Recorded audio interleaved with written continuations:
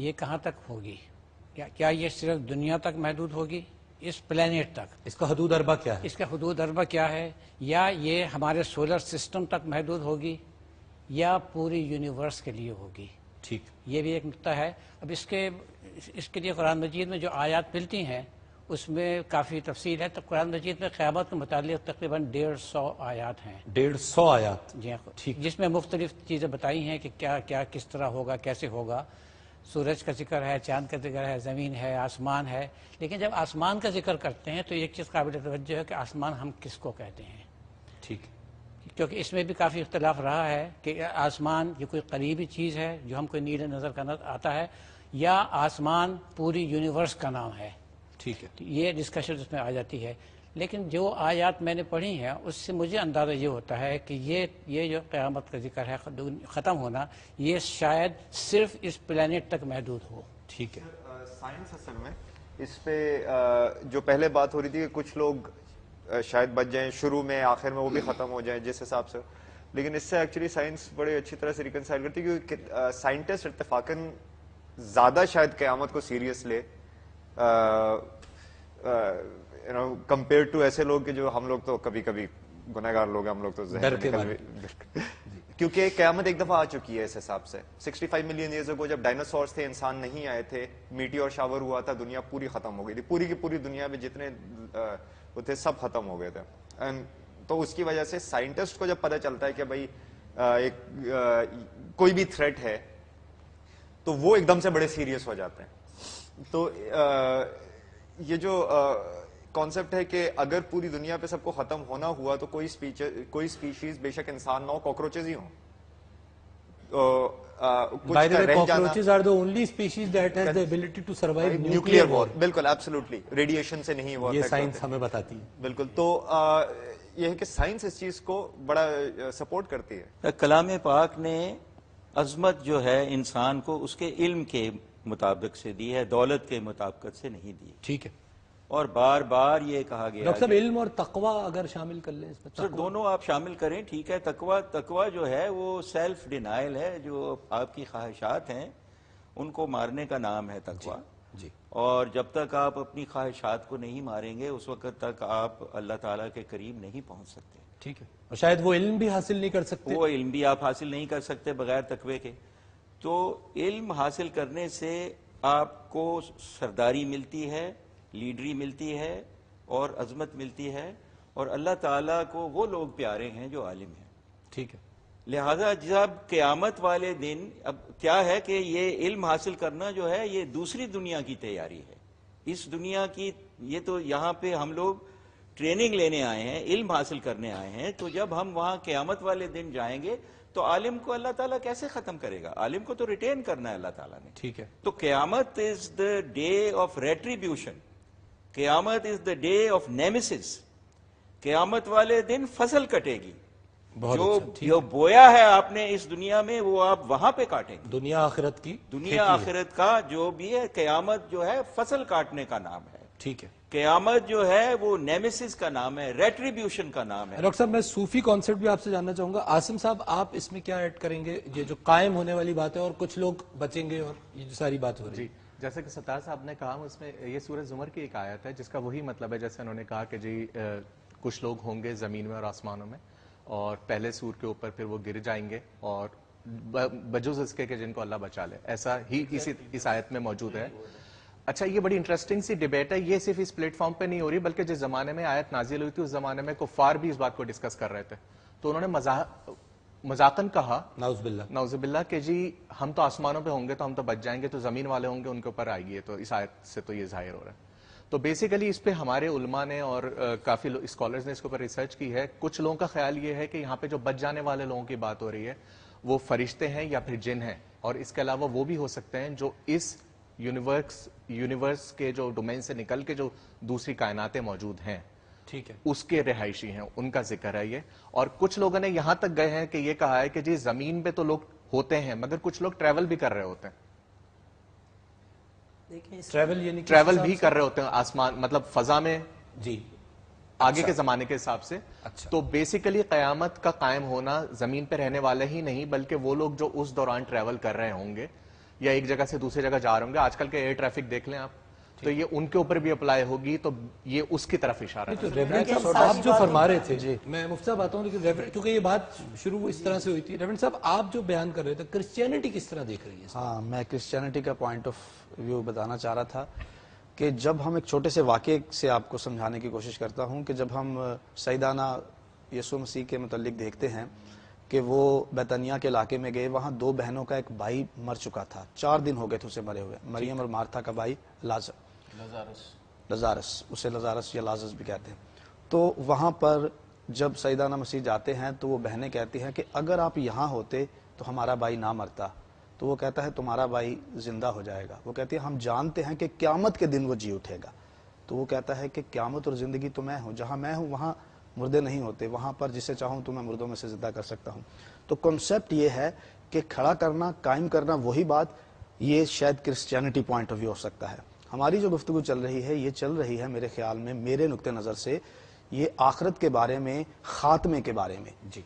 और जहाँ पर जब बात की कि दुनिया जो है वो सारी क़यामत का शिकार होगी, कायनात क़यामत का शिकार होगी, तो हम इसे इस पॉइंट ऑफ व्यू से लेते हैं कि हर चीज़ को रीबिल्ड किया जाएगा, नए सिरे से बनाया जाएगा, खड़ा किया जाएगा, कायम किया जाएगा, और यहीं पर जन्नत को कायम किया जाएगा। तो इन मायनों में डॉक्टर साहब रिसरेक्शन का भी तो फिर यही कॉन्सेप्ट है। ये जो अभी जो बात हो रही थी जी कि आसमान में होगा या जमीन में होगा, कुरान बड़ा क्लियर है कि आसमान में भी होगा। अच्छा, इट इज वेरी क्लियर, क्योंकि कुरान शरीफ में आता है कि जब सूर फूका जाएगा तो आसमान और जमीन में जो भी है वो मर जाएगा, और फिर दूसरा सुर फूकेगा तो जिंदा होगा, तो आसमान के लोग भी उसमें इन्वॉल्व लेकिन हैं। इलियास साहब, क्या हम इस पे क्लियर हैं कि आसमान कहा किसे जा रहा है? अच्छा, जो अब डॉक्टर आसमान मुनीर का मैं नुक्ता एक बड़ा क्लियर आया था सूरह हदीद का, जी। साबिकू इला मगफिरतिम मिन रब्बिकुम व जन्नातिन अर्दुहा कद्दिस समावाति वल अर्द। उस जन्नत के तरफ एक दूसरे से कंपटीशन करो, यानी नेकी वगैरह में पहुंचने में, जिसका वसत इतना है, विद इतना है, जितना दरमियान में फासला है, आसमान और जमीन के दरमियान फासला है, उसका विद इतना है। अच्छा, तो अगर आसमान से अगर ये छोटा सा मुराद लेते हैं ना 2000-2500 मील, तो वो तो कुछ भी नहीं, उससे तो बड़ा दुनिया है। लेकिन डॉक्टर साहब, जब जन्नत का तारीफ हो रहा है तो दुनिया से तो बड़ा होगा। आसमान तो फिजिकली कोई चीज नहीं है। जी जी बिल्कुल। आसमान तो आपकी हद निगाह का नाम है। वो तो एक आसमान, ये जो ब्लू कलर बोलते हैं जी, मगर कुरान का जो आसमान है वो कुछ और चीज का नाम होगा। This is what I want to question कि हम किस आसमान की बात कर रहे हैं। ब्लू कलर नजर आता है, इसको हम आसमान कहते हैं जी। और ये ब्लू कलर जो है ये बहुत ज्यादा ऊंचाई पर नहीं है, क्योंकि जो एस्ट्रोनॉट जाते हैं वो ये बताते हैं कि यही ब्लू कलर जो है, जैसे जैसे ये ऊंचे होते हैं, ब्लू कलर जो है डार्क होता जाता है, और अल्टीमेटली ये बिल्कुल डार्क हो जाता है, ब्लैक। अब थोड़े से अल्फाज से ये फासला जो है, ब्लू कलर का जो फासला है, ये बहुत थोड़ा सा है। जैसे ठीक है, ये बात चल रही थी ना जी। इन्होंने फरमाया कि भाई सब लोगों पर क़यामत तारी नहीं होगी। फिर डॉक्टर साहब ने कहा कि भाई उलमा पर क़यामत और मौत कैसे तारी हो सकती है, उनसे तो अल्लाह मोहब्बत करते हैं।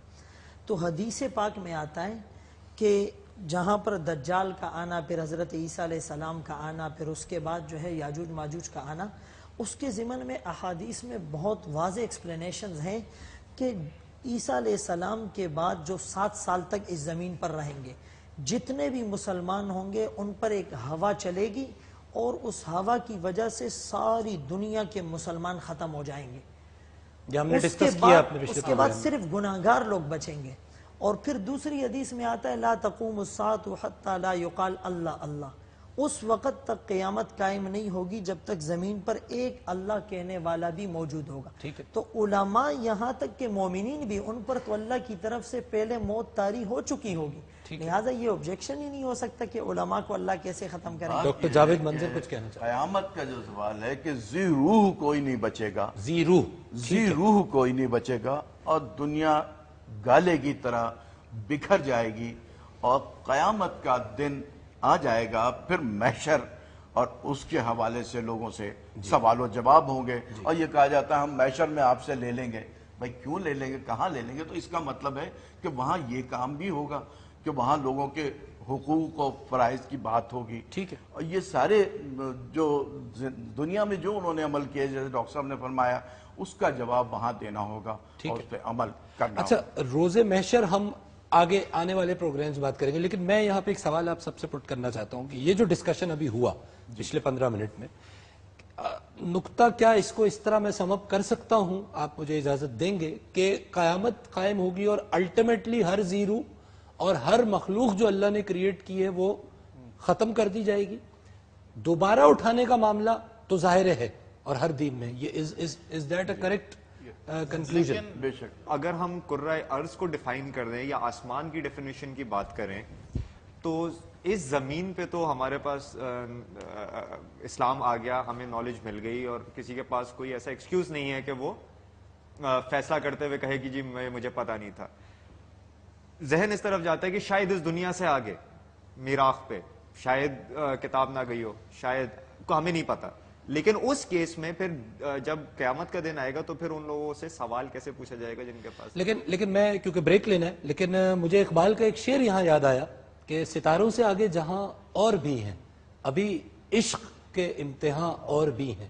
تو اور یہ صرف لفاظی نہیں ہو رہی ہے، کیونکہ صوفیہ کرام بتاتے ہیں کہ 12 ارب حزیرے ہیں اور ہر حزیرے پر ایک آبادی ہے، اور وہ آبادی جو ہے اس میں سے ایک آبادی اس بنی نوع انسان کی ہے جس کو ہم اس زمین پہ دیکھ رہے ہیں. معرفت کے راستے کے حوالے سے میں ڈاکٹر صاحب سے بھی رائے لینا چاہوں گا. ناظرین، ہم قیامت کو کانسیپچولی سمجھنے کی کوشش کر رہے ہیں آج کے پروگرام میں، اور پھر قیامت کے حوالے سے جس انداز میں وہ واقعہ ہوگی انشاءاللہ آگے پروگرامز میں ہم اس پہ بھی بات کریں گے.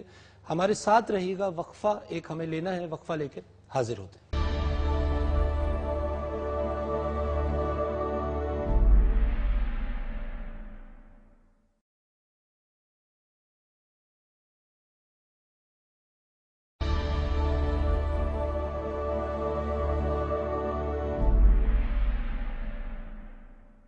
ویلکم بیک ناظرین، آپ پروگرام دیکھ رہے ہیں مذاہب اور عقل انسانی، اور ہم آج قیامت کے کانسیپٹ کو سمجھنے کی کوشش کر رہے ہیں. اچھا مفتی صاحب، یہ نقطہ ابھی تک حل نہیں ہو پایا. الیاس ستار صاحب نے جس آیت کا ریفرنس دیا ہوا ہے، کچھ لوگ بچیں گے، کیونکہ یہ میں اس لیے اس پہ اتنا زور دے رہا ہوں کہ جنرل کانسیپٹ ہمارا یہ نہیں ہے شاید. تو کیا ہم کچھ بات مس کر رہے ہیں اس میں؟ دیکھیں، قرآن کریم ایک تفصیلی کتاب ہے. الٹیمیٹ ریالٹیز آف یونیورس، پوری کائنات کے علوم کو اس میں جمع کیا گیا. جی. قرآن کریم ایک موقع پر اگر کسی چیز کو ڈیفائن کرتا ہے تو ضروری نہیں کہ ہم اس پر اپنا کنکلیوژن اور حتمی ہم فائنل اس کو قرار دے دیں، بلکہ دوسری آیات میں پھر اس سے دوسری چیزیں وضاحت کے ساتھ بیان کر دی جاتی ہے. یعنی آپ یہ بات کر رہے ہیں کہ قرآن کی ایک آیت اس کی دوسری آیت کی تشریح کرتی ہے. بالکل. اور دوسری بات یہ کہ قرآن کریم کی بعض آیات کی تفسیر احادیث پاک میں موجود ہے، اور احادیث پاک کو بھی وہی غیر مطلوب کا درجہ دیا گیا. نبی علیہ السلام نے 27ویں پارے میں کہا وما ينطق عن الهوى، یہ نبی اپنی خواہش سے کچھ نہیں بولتا، جو بولتا ہے اللہ کی وہی بولتا ہے. یقیناً. تو حدیث میں وضاحت کر چکا ہوں کہ عیسیٰ علیہ السلام 7 سال جب دنیا میں اس وقت رہیں گے، اس کے بعد ایک ہوا چلے گی. مشکات شریف کی احادیث سے سارے مسلمانوں پر موت طاری ہو جائے گی. اس کے بعد دنیا میں مسلمان کوئی نہیں بچے گا. ٹھیک ہے. پھر جتنے لوگ ہوں گے سب پر قیامت واقع ہوگی. قرآن کریم نے واضح طور پر اس کو دوبارہ بیان کیا، اور احادیث میں یہ بھی فرمایا کہ اللہ پاک پوچھیں گے کہ اب کون بچائے. تو جبرائیل امین کہیں گے کہ صرف حمالۃ العرش، عرش اٹھانے والے فرشتے بچیں. اس ڈیفینیشن سے ان کی رائے مختلف ہے کہ کچھ بھی نہیں بچے گا. تو پھر اس آیت کو کس طرح دیکھیں، کیونکہ یہ بات فلوٹ ہو گئی. بھائی ایک حدیث ہے کہ اگر آیت سے کوئی حدیث ٹکرائے تو حدیث کو کینسل کر دو، قرآن کو اٹل سمجھو. قرآن کسوٹی ہے. ٹھیک ہے. تو بس میرا کنسپٹ یہ ہے کہ قرآن میں ایک آیت میں دیا، سیکنڈ آیت ہی میں دیا ہوا ہے کہ پھر دوبارہ سب زندہ ہوں گے. ٹھیک ہے. تو بیچ کا کوئی گیپ کا کنسپٹ ہی نہیں ہے. اچھا، میرے خیال میں جس علم کے ذریعے ہم ان باتوں کو کر رہے ہیں، پہلی بات تو یہ کہ ضروری نہیں کہ وہ علم ہی اس تمام بات کا جواب دے دے، کیونکہ اگر ہم علم پہ بیس کریں گے تو آئنسٹائن نے 7% دماغ استعمال کیا، تو باقی 93% دماغ اللہ نے ابس تو پیدا نہیں کیا. تو یہاں سے پھر ڈاکٹر صاحب صوفیہ کی طرف جانا پڑے گا، ان اللہ کے بندوں کی طرف کہ جو اس علم سے کسی اور علم کے درجے پر آگے کی طرف فائز. جی سر. وہ کیا کہتے ہیں؟ میاں محمد بخش سیف الملوک میں کہتے ہیں کہ قیامت کے روز جو جلسہ اکٹھا ہوگا جو کانگریگیشن ہوگی اس کی صدارت رسول پاک کریں گے صلی اللہ علیہ وسلم. وہ بالکل اس کی مسجد پہ بیٹھے ہوئے ہوں گے. He will be the chairman of the congregation. ٹھیک ہے.